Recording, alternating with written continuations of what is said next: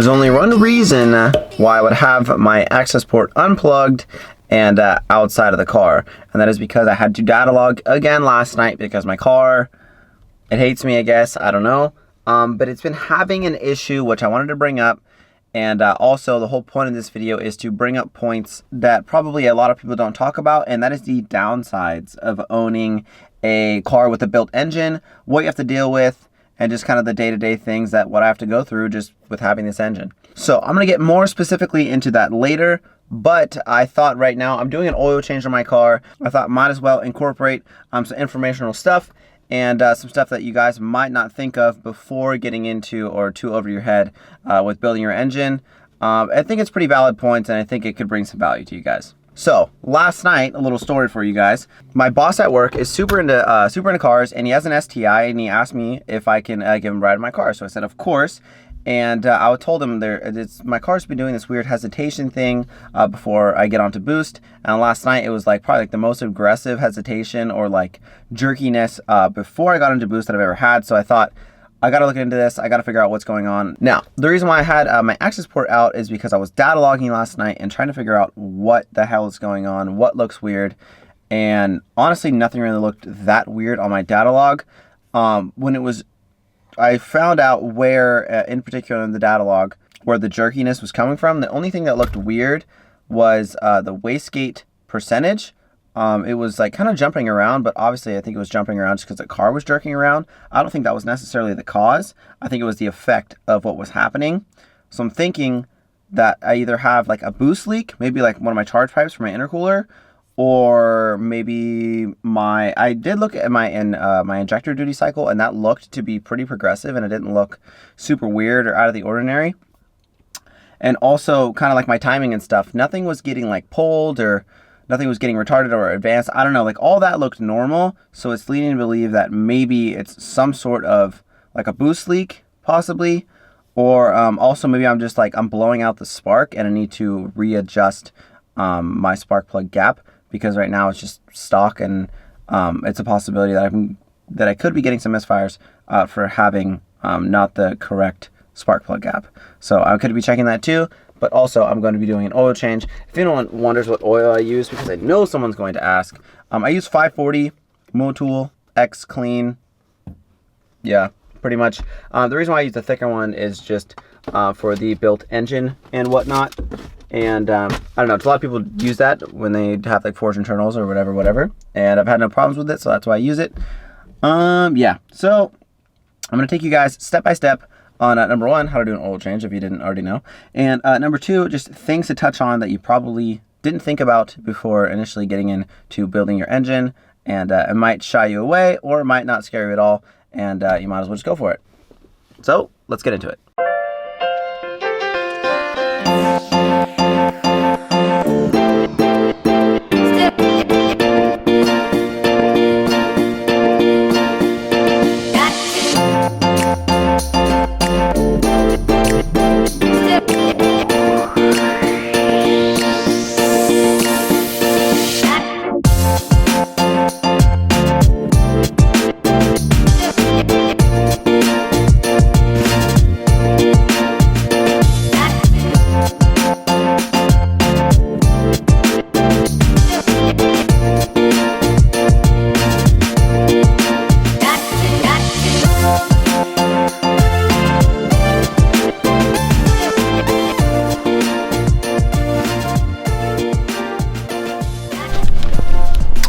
Oil changes on Subarus are super easy. Oil changes on a lot of cars are really easy.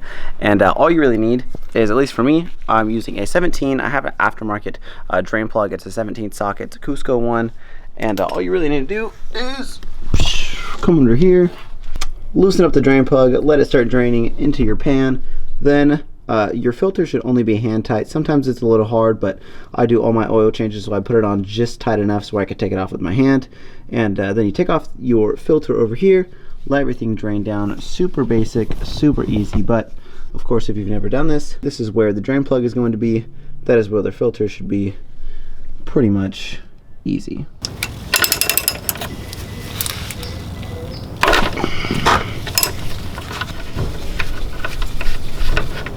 Here we go.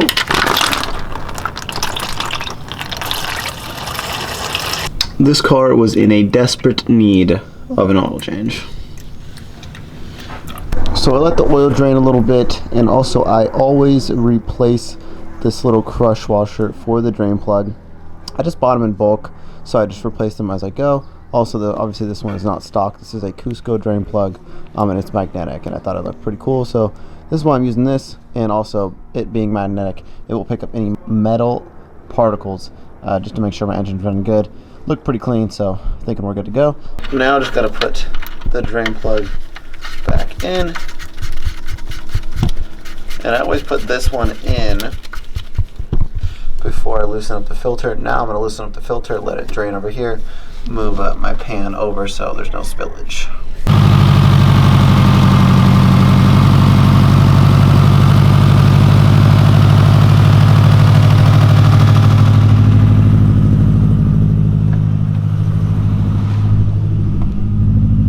Just finished up with that oil change, got the filter back on and filled it up. I believe it's 4.2 as a specification. Oh, that's the word. The specification for the level that I need to be at.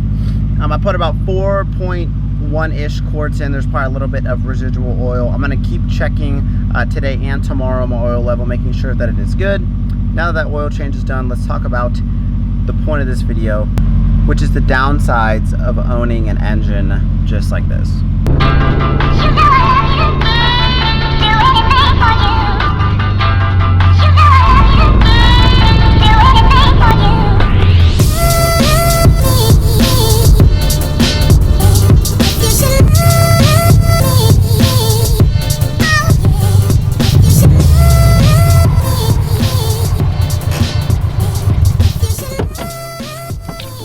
So for whatever reason, people love the bug eye, so I thought I would finish out the video with the bug eye.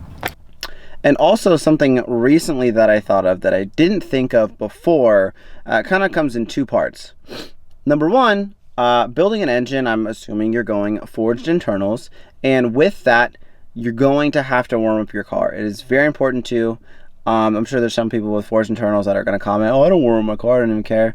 But it's very important to warm up your car, let it warm up just a little bit, because, so when you have forged internals, something to note is if you're not building the engine, you need to know that your piston to wall clearance is getting increased because you have forged internals.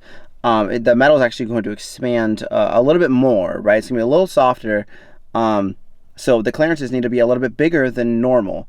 Now with that, that's why you have to warm up your car, because you don't want those clearances to be there when you're putting the car under load. That will cause just unnecessary engine damage, and obviously you don't want to do that. So that is kind of a thing. If it's going to be your daily, having forged internals, it does kind of suck just kind of sitting there if you're in a hurry and you have to warm up your car. Like most of the time, if I'm in a rush, I'll just take the wagon because I don't want to sit there for like 5 minutes and have my car warm up. It honestly does get kind of annoying.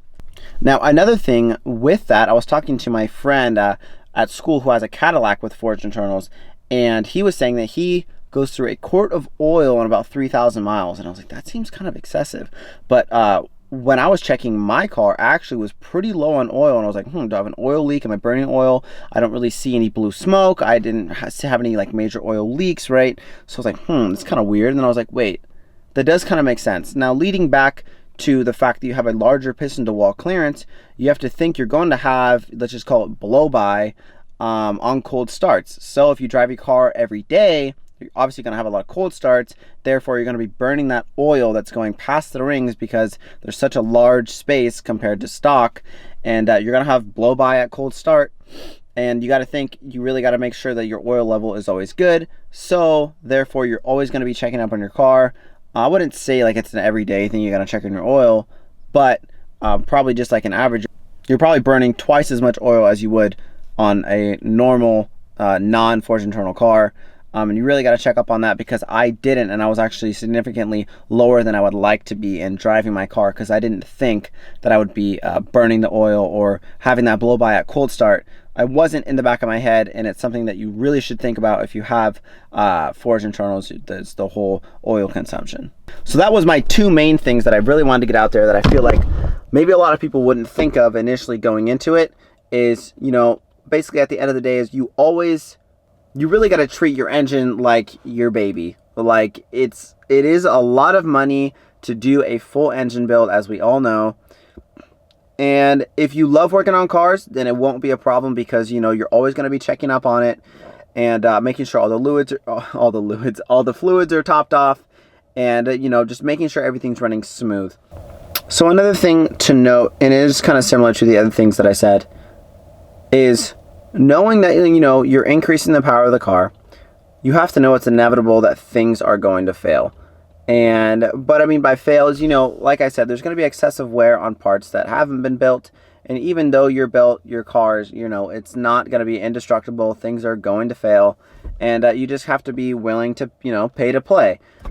And I think that's kind of the most important part, is know that, you know, with increased power comes increased fun, of course. But increase the size of your wallet, because, you know, things are bound to fail.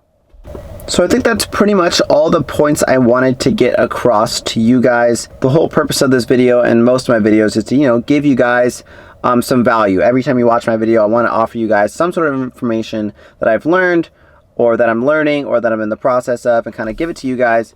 And hopefully you guys can do something with that information. Hopefully it helps you guys out as far as, you know, if you're ready to dive in, start building your engine, or, you know, in the future, just kind of getting mentally prepared, I guess, you know, for what's to come. It's not all bad, of course. I absolutely love my engine. I wouldn't have done it any other way.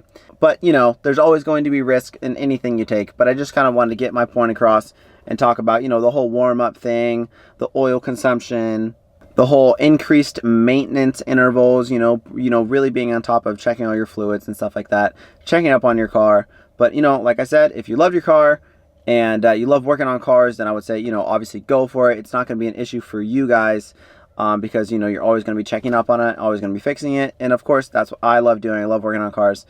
So it's not an issue for me. I feel like I'm pretty much rambling at this point, but I hope you really took something from this video and learned something at the end of the day. I think that's the most important.